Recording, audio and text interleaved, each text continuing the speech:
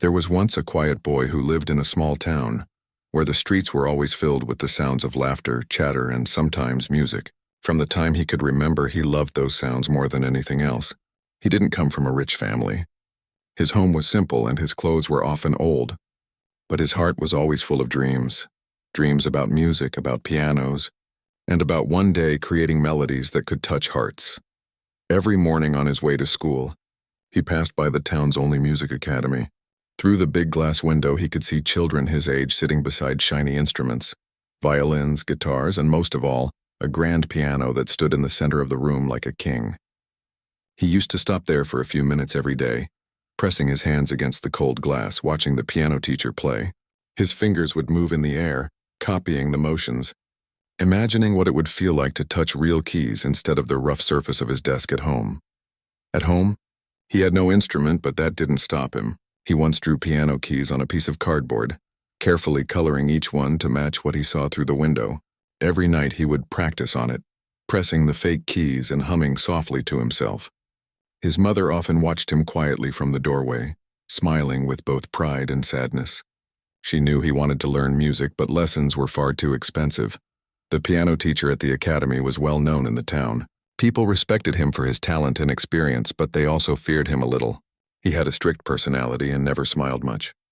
He loved his piano more than anything, and had one golden rule for everyone who entered his class: "Don't touch my piano unless I allow you." Everyone in town had heard about this rule, even those who never entered the school. One afternoon, when the sun was low and the streets were quiet, the boy had to deliver a letter for his mother. It was addressed to someone at the music academy. He walked in nervously. It was the first time he had ever stepped inside that building. The smell of polished wood and the faint sound of music made his heart beat faster. As he walked through the hallway, he saw the same grand piano he had admired from outside for so long. It was even more beautiful up close, smooth, shiny, with keys that seemed to glow under the soft light from the window. His small hands trembled as he reached out. Just one touch, he thought, just one. He pressed one key very softly, and the sound that came out was unlike anything he had ever heard. It was warm, rich, and alive. For a moment he forgot where he was, but before he could press another key, a deep voice broke the silence. "What do you think you're doing?" The boy froze. The piano teacher stood in the doorway, his face hard as stone. The boy turned quickly, his eyes wide with fear. "I'm sorry, sir. I didn't mean—" The teacher walked closer, his footsteps echoing through the empty hall. "Didn't you see the sign? Don't touch my piano?" His voice was sharp, and it made the boy's chest tighten. "This instrument is not a toy for curious children," the teacher said coldly. The boy's voice trembled. "I'm sorry, sir. I've never touched a piano before. I just wanted to hear what it feels like." The teacher stared at him for a moment, then looked away. "You've heard it. Now go." The boy nodded quickly and ran out, clutching the letter tightly in his hand. His face was hot and his eyes burned, but he didn't cry. He couldn't. Something inside him told him that crying wouldn't help. That night at home, he sat on his bed with the cardboard piano on his lap. His mother noticed the sadness on his face. "What happened, my dear?" she asked gently. He told her everything, how he touched the piano, how the teacher yelled at him, and how beautiful the sound was, even for just 1 second. His mother listened quietly and then placed a hand on his shoulder. "One day," she said softly, "someone will see what I see in you. Don't let today stop you." He nodded, though deep inside he wondered if she was just trying to make him feel better. Still, that night, instead of giving up, he went back to practicing on his cardboard piano. Every time he pressed a key, he remembered the real sound he had heard earlier that day. It was the memory of that single note that kept him going. Days turned into weeks. The boy went back to passing by the academy every day just as before. He never went inside again, but he always stood outside near the window listening. When the students practiced, he hummed along quietly, memorizing the melodies. Sometimes he even mimicked their movements, pretending his air piano was real. One day, as he stood outside, the assistant teacher noticed him. The assistant had seen the boy several times before and wondered what kept bringing him there. Curious, he stepped outside and asked, "You're here again? Why do you keep listening?" The boy looked down shyly. "I like the music. I'm trying to learn." The assistant smiled faintly.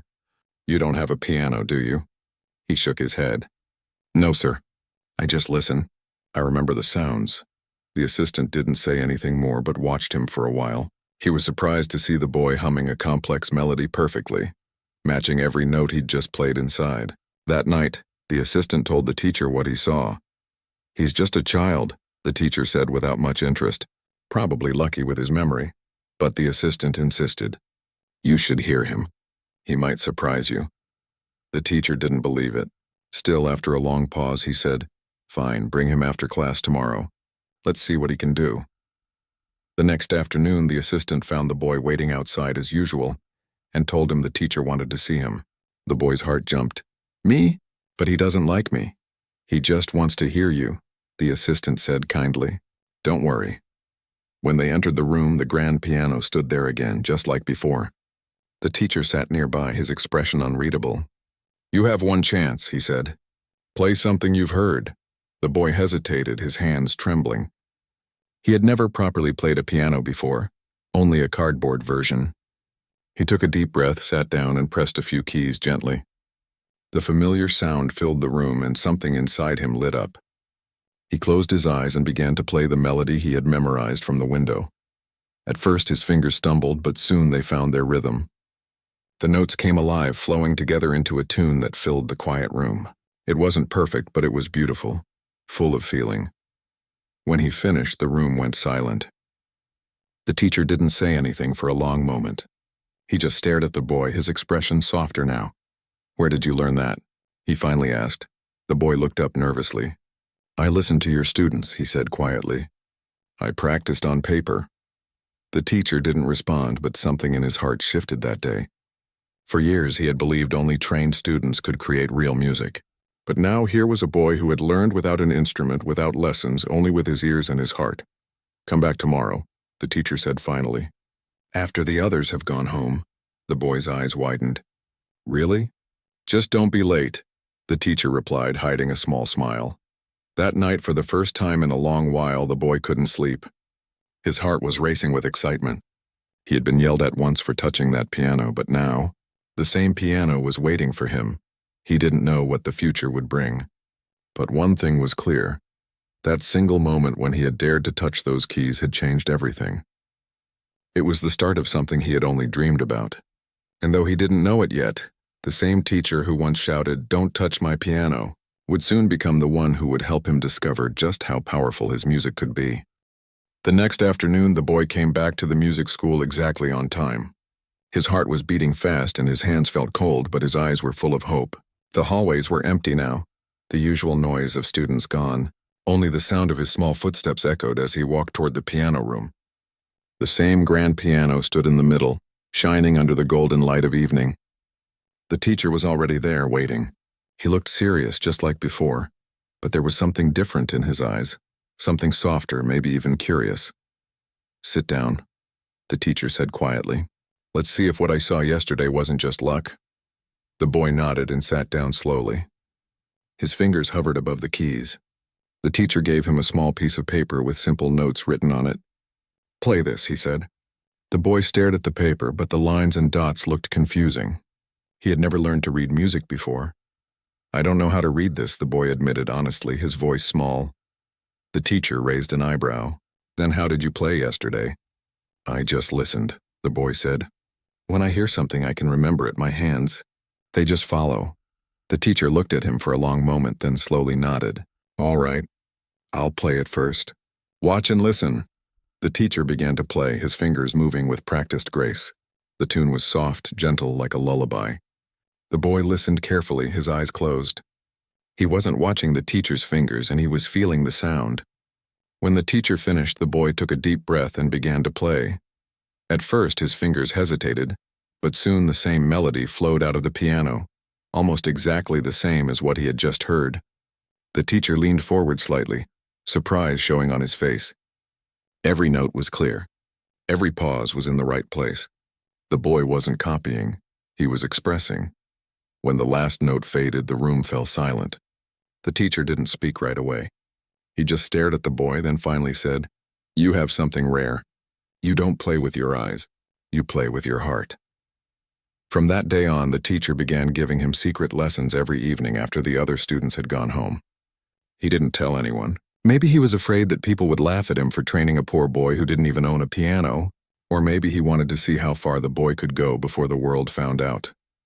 The lessons were simple at first: scales, chords, finger exercises.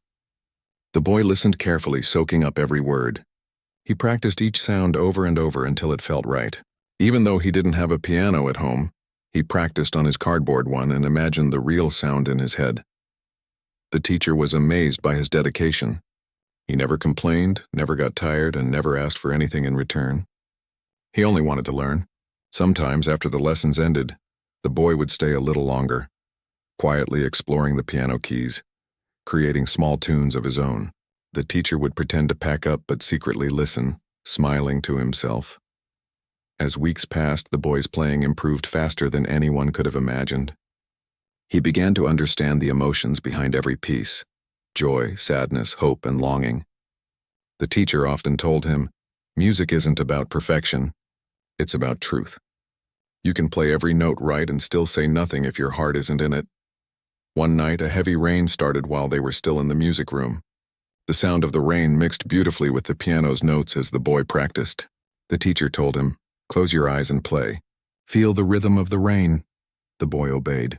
With his eyes closed, his fingers danced across the keys. The melody he played was soft at first, then strong, then peaceful.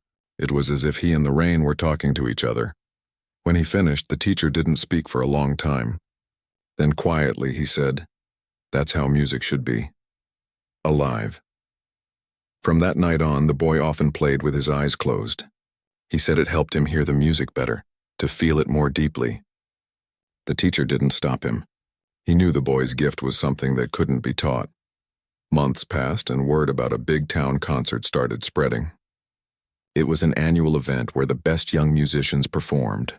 The teacher's other students were already preparing for it, practicing day and night, showing off their skills. But the boy didn't think of performing. He didn't even imagine himself on a stage. For him, playing was something personal, something between him and the piano. One evening, as the teacher watched him play, he asked, "Would you like to perform at the concert?" The boy froze. "Me? But I'm not good enough. People will laugh." The teacher shook his head. "They might, but they'll also listen. You have something they don't, Heart." The boy didn't answer right away. The thought of playing in front of so many people scared him. He had never even played in front of a crowd, only in this quiet room. But deep inside, a small spark of excitement began to grow. Over the next few weeks, the teacher helped him prepare. They chose a piece that matched the boy's style, emotional and full of feeling. The teacher didn't focus on making it perfect. He wanted the boy to play it his way. "Close your eyes if you need to," he said. "Just let the music speak." The day of the concert finally came. The town hall was full. Families, students, and teachers from all over had come to watch. The air buzzed with excitement. The boy sat backstage, his hands shaking. He could hear the other students performing beautifully, their pieces flawless. He felt small, nervous, and out of place. When his name was announced, a wave of whispers filled the room. "Isn't he the boy who got yelled at for touching the piano?" someone said. "He doesn't even know how to read music." The boy heard them but tried not to listen. He walked slowly to the stage. The lights were bright and the grand piano waited for him in the center. The teacher was sitting in the front row watching silently. Their eyes met and the teacher gave a small nod, the kind that said, "You can do this." The boy took a deep breath and sat down. For a moment he stared at the piano keys, the same keys that once seemed untouchable. Then, remembering the teacher's words, he closed his eyes. The hall fell silent. His fingers began to move softly at first, then stronger, more confident. The music flowed from his heart, gentle, honest, and full of emotion. Every note carried a story. The cardboard piano, the shouting, the late-night lessons, the rain. He didn't need to see the keys. He knew them by feel, by love, by memory. As he played, something magical happened. The audience stopped whispering. Their faces softened. The teacher felt his throat tighten. The boy wasn't just playing notes. He was painting feelings with sound. When the final note faded, there was a moment of pure silence. Then suddenly, applause filled the hall. People stood up clapping, cheering. Some even had tears in their eyes. The boy opened his eyes slowly, stunned. The teacher stood and walked to the stage. He placed a gentle hand on the boy's shoulder and said quietly so everyone could hear, "You can touch any piano you want now." The audience clapped even louder. The boy looked up at him, eyes shining. In that moment, he knew everything had changed. After the concert, people came to meet him, praising his talent, asking how long he had trained. He only smiled and said, "I just listened." From that day, he was no longer the poor boy who touched the piano. He was the boy who played with his eyes closed. The teacher, once known for his pride, often said afterward, "He taught me something I had forgotten, that music doesn't come from the hands. It comes from the heart." Years later, the boy grew into a man and became a teacher himself. He helped children who couldn't afford lessons, just like he once couldn't. And whenever one of his students hesitated to touch the piano, afraid of making a mistake, he smiled and said softly, "Go on. Touch it. That's where the music begins." That's how one small act, one brave moment of touching a piano he wasn't supposed to, changed everything. What once began with a warning, "Don't touch my piano," ended as a lesson that no one would forget. Sometimes, the things we're told not to touch are the ones that can change our lives forever.